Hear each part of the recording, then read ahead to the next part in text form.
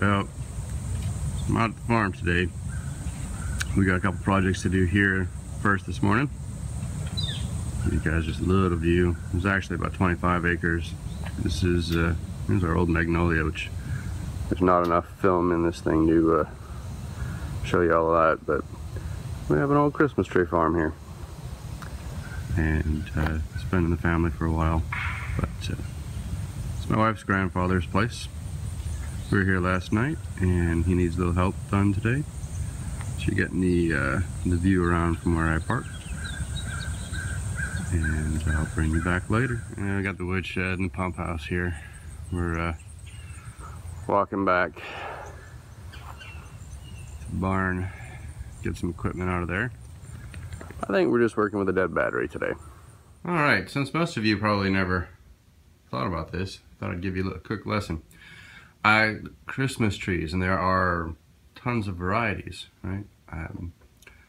We have 6 different kinds of trees here that we sell as Christmas trees.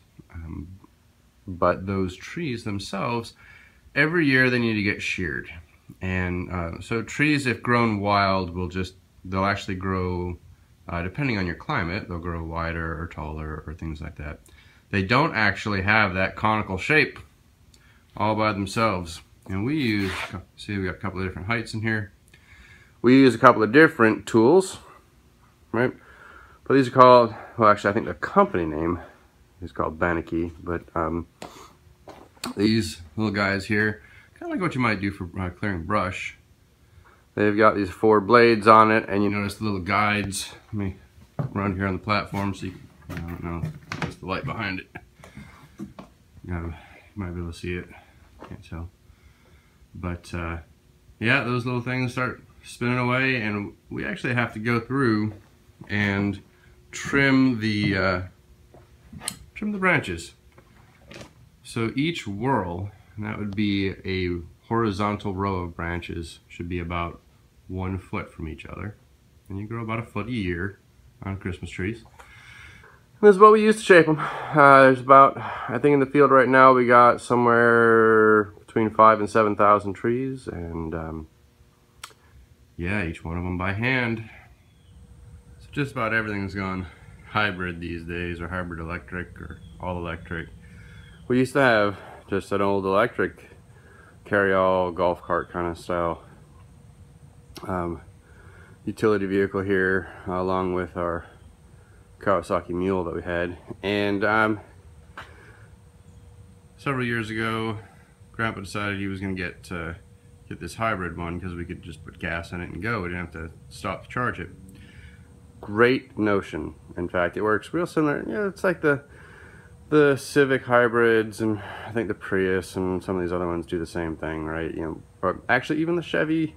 I remember the trucks for a while. They were doing the same thing. When they're stopped, you're not using them, the motor shuts off. As soon as you press the gas pedal, it starts up.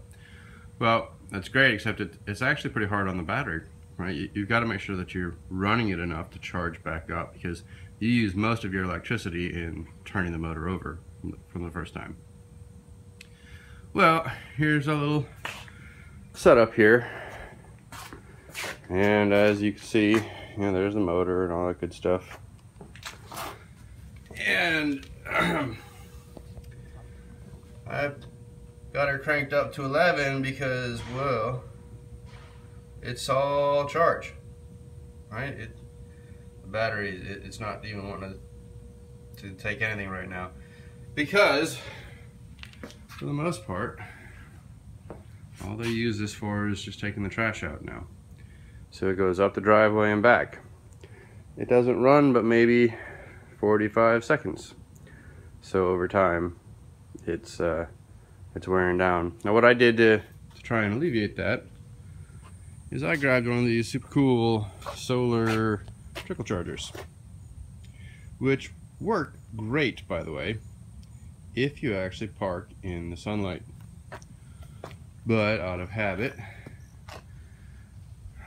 it was always in the carport. And so, yeah, I think this is what our problem is today. We're gonna let it sit on the charger for a while. I'll come back later and we'll check it out. You know, one of the nice things about this is it's got a maintenance mode versus operate mode. Little toggle switch there, so you can actually work on it. Because otherwise, this thing's going to want to engage the clutch. So what we do, it's been charging. It's only been charging maybe 10 minutes, but turn it over. It's starting to catch. I can't quite tell.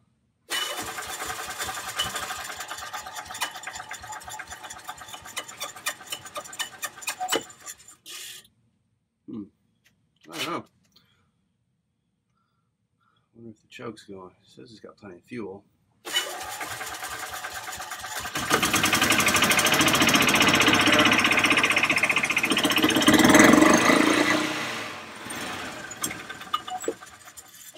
Okay. Yeah, that's it.